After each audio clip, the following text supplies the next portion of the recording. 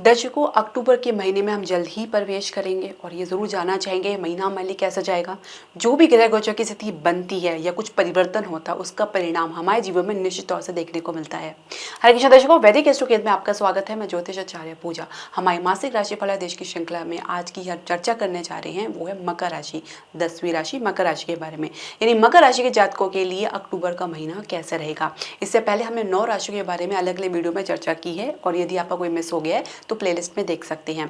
तो मकर राशि के जातकों के लिए कैसा रहेगा अक्टूबर का महीना, उनके स्वास्थ्य में किस प्रकार का प्रभाव देखने को मिलेगा। इसके अलावा शिक्षा करियर के लिए कैसा रहेगा अक्टूबर का महीना, क्या कुछ बदलाव से गुजरना पड़ेगा या संघर्ष की स्थिति देखनी पड़ेगी। कार्य क्षेत्र में कैसा रहेगा आपका अनुभव, या नई जॉब के लिए प्रयास करें तो क्या सफलता मिलेगी। इसके अलावा व्यवसाय में क्या कोई नए निवेश के अवसर मिलेंगे। प्रेम संबंध यानी लव रिलेशनशिप के लिए अक्टूबर का महीना कैसे जाएगा, कैसा आप लोग के बीच में बात आगे बढ़ेगी।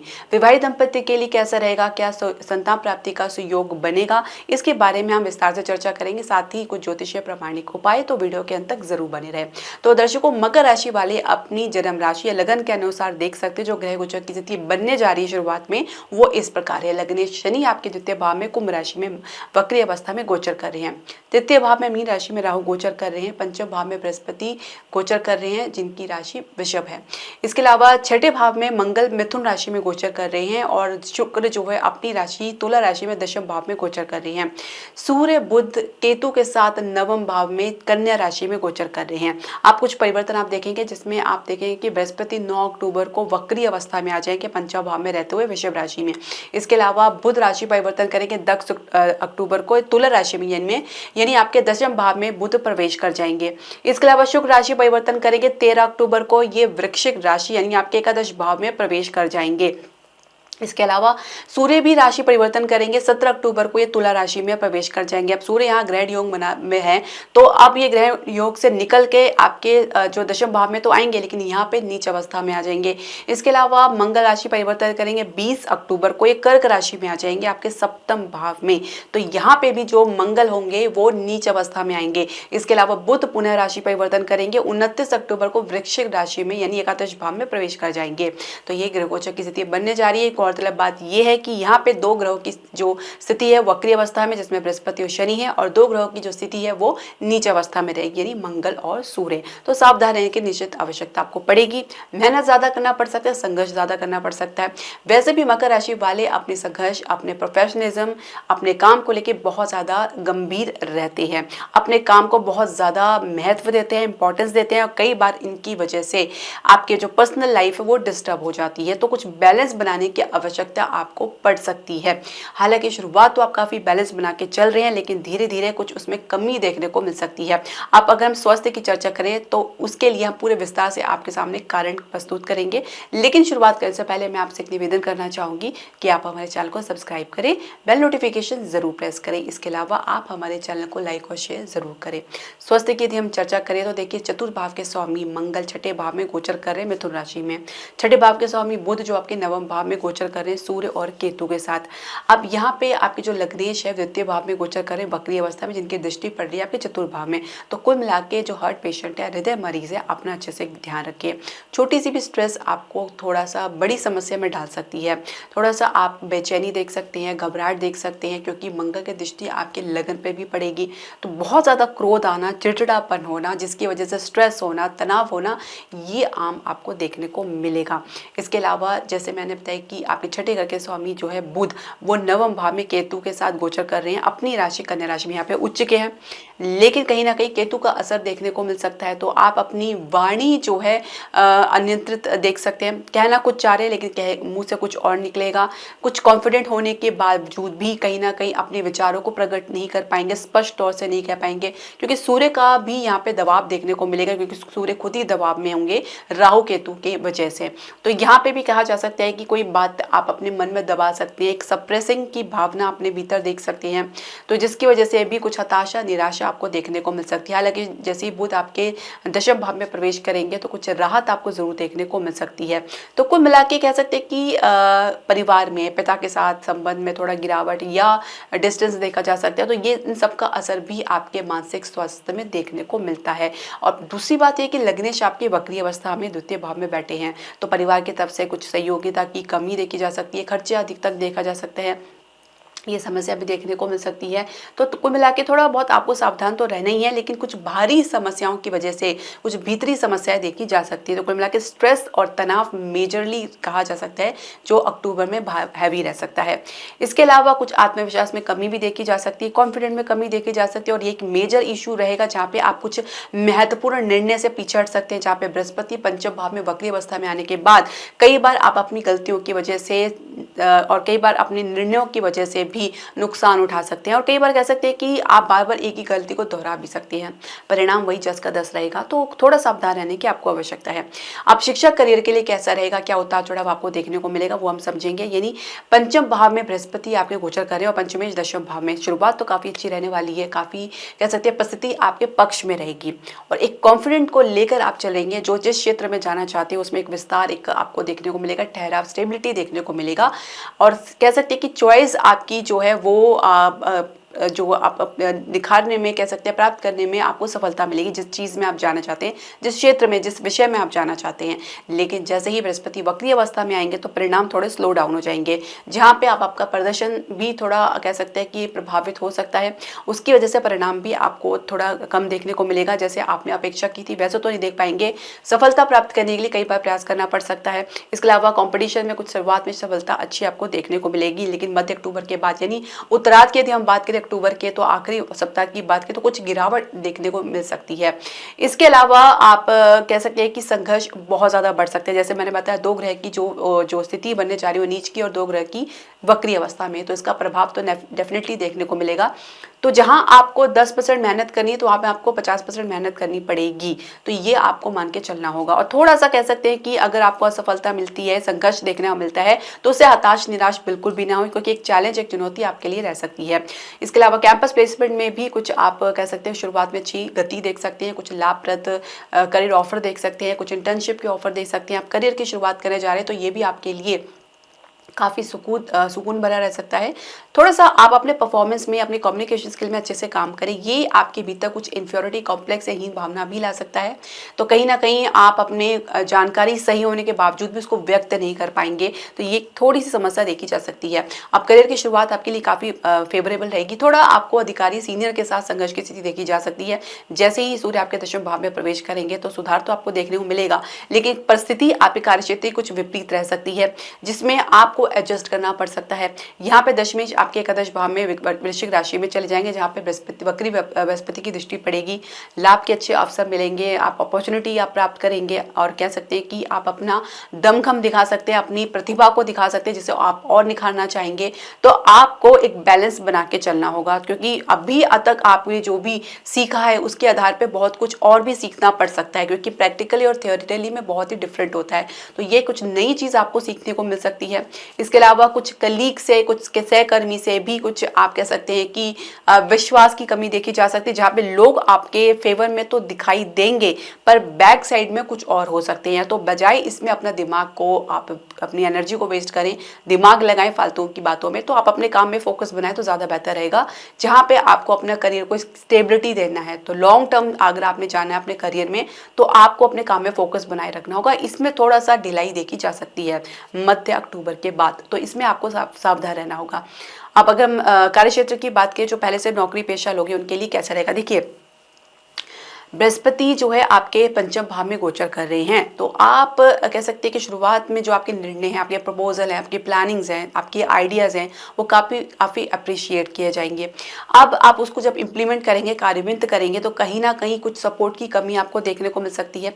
दूसरी बात ये है कि समझना ज़रूरी है कि यहाँ पे जैसे ही जो बृहस्पति वक्री अवस्था में आ जाएंगे और आपके दशमेश आपके एकादश भाव में जाएंगे, तो आप अपने जो कार्य, अपने जो आइडियाज़ है उसको कार्यान्वित या इम्प्लीमेंट करना चाह रहे हैं, तो कहीं ना कोई अवरोध आपको देखने को मिलेगा, या परिस्थिति थोड़ी सी विकट या विपरीत रह सकती है, जहाँ पे आप कह सकते हैं कि आपको सहयोग की कमी देखने को मिल सकती है। अब पूरा जो दामोदर है आपके ऊपर रहने वाला है, पूरी रिस्पॉन्सिबिलिटी आपके ऊपर रहने वाली है। अब यहाँ से आपका चैलेंज और चुनौती की शुरुआत हो जाती है। अब आप नई जॉब के लिए प्रयास कर रहे हैं, तो वहाँ पे आपको शुरुआत में अच्छी खासी सफलता देखने को मिल सकती है। आपको स्थान से बाहर कुछ अच्छे ल्यूक्रेटिव ऑफर मिल सकते हैं, जो कि आपको मन लुभावन तो लगेंगे, लेकिन एक ट्रैप भी हो सकता है जिसमें आप फंस भी सकते हैं। तो ये आपको आपकी विवेक शक्ति पर डिपेंड करता है कि अच्छे से उस चीज़ को पता लगाए, कि पता चले कि आप वर्तमान पोजीशन से भी गए और जहाँ पे आप गए हैं वो भी आपके मन मुताबिक नहीं है। तो ये आपको सोच समझ कर डिसाइड करना है। ज़रूरत से ज़्यादा आप अपने ऊपर प्रेशर ना बनाएं, ना ज़रूरत से ज़्यादा अपनी एनर्जी को दिखाने का प्रयास करें। बहुत ज़्यादा आप ओवर एक्टिवली अपने आप को दिखा सकते हैं, अपनी प्रेजेंटेशन बहुत ज़्यादा लोगों के समक्ष ला सकते हैं जिसमें किसकी ज़रूरत नहीं रहेगी। आप धैर्य धारण करें, आप शांत भाव में रह के कामली होकर काम करें तो ज़्यादा बेहतर रहेगा। उसका दिखावा या प्रचार ना करें। इसके अलावा प्रमोशंस के ग्रोथ के चांसेस तो आपको लगातार देखने को मिलेंगे। कुल मिला के आपकी परफॉर्मेंस पर डिपेंड करेगा और आपकी आत्मविश्वास पर डिपेंड करेगा और सहयोगी और आपके जो अधिकारी उनके सहयोग पर डिपेंड करेगा। तो ये तीनों कहीं ना कहीं आपके जो कार्य क्षेत्र में इफेक्ट होते जो नजर आ रहे हैं, इन्फ्लुएंस होते नजर आ रहे हैं, प्रभावित होते नजर आ रहे हैं, क्योंकि सूर्य ग्रहण अवस्था में रहेंगे आधे समय वो रहेंगे नीचे अवस्था में। अब ये ऐसी स्थिति में आपको कह सकते हैं कि काफ़ी चुनौती देखने को मिल सकती है। मंगल आपके सप्तम भाव में प्रवेश करके लगन पर दृष्टि डालेंगे। यहाँ पे मंगल नीच अवस्था में होंगे। आपकी ऊर्जा किसी गलत दिशा में भी जा सकती है, व्यर्थ में आप अपनी ऊर्जा को लगा सकते हैं जिसकी वजह से कोई परिणाम देखने को नहीं मिल पाएगा। जहाँ पे प्रतिक्रिया देनी होगी वहाँ आप नहीं दे पाएंगे, वहाँ असहाय असहज महसूस करेंगे। जहाँ नहीं देनी चाहिए वहाँ पे आप लगातार देंगे, तो ये एक डिसबैलेंस आपको देखने को मिल सकता है। तो सावधान रहें और बहुत सोच समझकर अपनी प्रतिक्रिया दें। जो ज़रूरत है वही बोले, उतना ही बोले ना। अगर ज़रूरत है तो बोलने की आवश्यकता बिल्कुल नहीं है। अगर आपको बोलना है तो अपने काम के ज़रिए बोले, अपने काम में परफॉर्मेंस दिखाकर बोले तो वो ज़्यादा बेहतर रहेगा। और आपका काम अगर अच्छा रहेगा तो डेफिनेटली 10 जगह से और ऑफर आपको मिल सकते हैं। आप खुद में एक कॉन्फिडेंट महसूस करेंगे। जब स्थिति आपके विपरीत हो तो उसमें सहज भाव में रहना चाहिए, उससे लड़ना नहीं चाहिए। आप जब भी पानी की दिशा के विपरीत जाने का प्रयास करते हैं तो आपको हमेशा चोट उठानी पड़ती है, समस्या उठानी पड़ती है और आपको कोई सफलता भी नहीं मिलती। तो बेहतर यही है पानी के साथ फ्लो में रहें।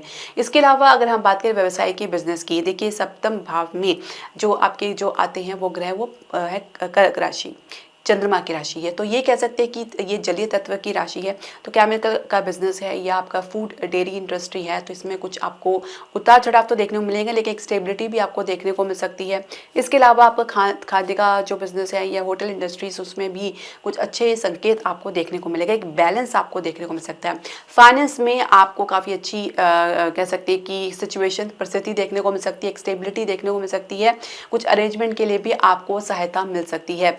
रियल स्टेट में कुछ कानूनी अड़चन देखने को मिल सकती है। इसके अलावा शेयर मार्केट में भी कह सकते हैं कि एक संघर्ष की स्थिति देखी जा सकती है।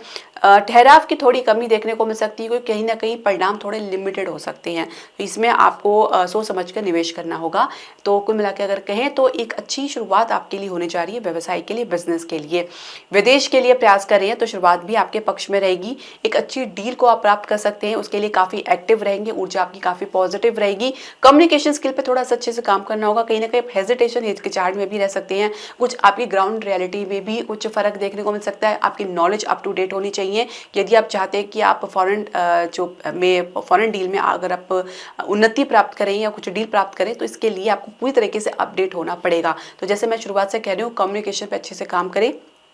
कहीं ना कहीं सूर्य और केतु और राहु की वजह से आपके जो बुध है वो प्रभावित होते नजर आ रहे हैं। हालांकि मध्य अक्टूबर के बाद कुछ सुधार आपको जरूर देखने को मिल सकता है। काफ़ी राहत आपको देखने को मिलेगी, एक बैलेंस आपको देखने को मिलेगा। तो बेहतर ये रहेगा कि कुछ भी आप शुरुआत करने जा रहे हैं तो मध्य अक्टूबर के बाद ही करें, तो आपके लिए बेहतर रहेगा। अब प्रेम संबंध यानी लव रिलेशनशिप के लिए कैसा रहेगा अक्टूबर का महीना।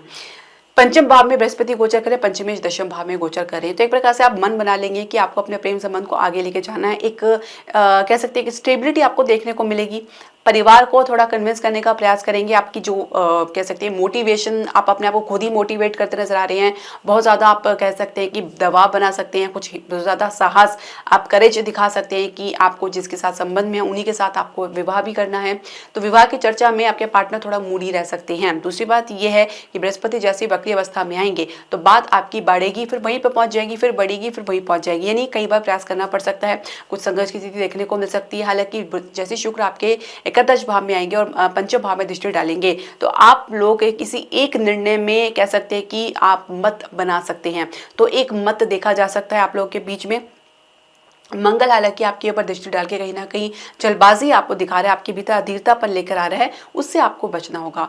परिवार को टेक्टफुली हैंडल करना चाह रहे हैं, लेकिन आप अपनी पेशेंस को लूज कर सकते हैं, अपने धैर्य को गवा सकते हैं, और जिसकी वजह से आपकी रही सही बात भी खराब हो सकती है। तो बेहतर यही रहेगा ज़्यादा दबाव ना बने। हालांकि पिता की तरफ से काफ़ी संघर्ष की स्थिति का सामना करना पड़ सकता है, और जिसकी वजह से आपका जो मैटर है वो आगे के लिए टल सकता है। विवाह की चर्चा शुरुआत में सफलता देखने को मिल सकती है, बाद में थोड़ी सी संघर्षमयी हो सकती है। विवाहित दंपति के लिए कैसा रहेगा? देखिए, आप कहीं ना कहीं आपके और आपके पार्टनर के व्यवहार में थोड़ा सा उतार चढ़ाव देखने को मिल सकता है। इसके अलावा परिवार की तरफ से भी संघर्ष की स्थिति है, कुछ सहयोग की कमी है। आप अपने कर्तव्य का निर्वाह अच्छे से कर रहे हैं, आपके जीवन साथी भी कर्तव्य का निर्वाह अच्छे से करेंगे, लेकिन कहीं ना कहीं किसी पक्ष को लेकर वो मूडी हो सकते हैं, अपने मूड से काम करेंगे, इच्छा होगी तो करेंगे, इच्छा होगी तो नहीं करेंगे। इसके अलावा संतान प्राप्ति का जो सहयोग है शुरुआत में काफी अच्छा रहेगा, उसके बाद थोड़ी सी स्ट्रगल देखी जा सकती है। केतु हालांकि आपके पंचम भाव में दृष्टि डालेंगे, यहाँ पे बृहस्पति गोचर कर रहे हैं, आपके लिए एक अच्छा संकेत भी देखने को मिलेगा। लेकिन जब केतु के साथ बृहस्पति की इन्वॉल्वमेंट हो जाती है तो कहीं ना कहीं एक संकेत मिलता है कि आपको अपने जो व्यवहार में कह सकते हैं कि एक धार्मिकता को प्रमोट करना है, एक अध्यात्म को लेकर आना है, स्पिरिचुअलिज्म की तरफ बढ़ना है। अपने भीतर किसी प्रकार की कोई ईर्ष्या द्वेष नहीं रखना है, कोई कंपटीशन नहीं रखना है, धैर्य से काम लेना है, क्योंकि केतु और आपकी बहुत परीक्षा लेते हैं। तो ईश्वर पे श्रद्धा विश्वास बना के चले।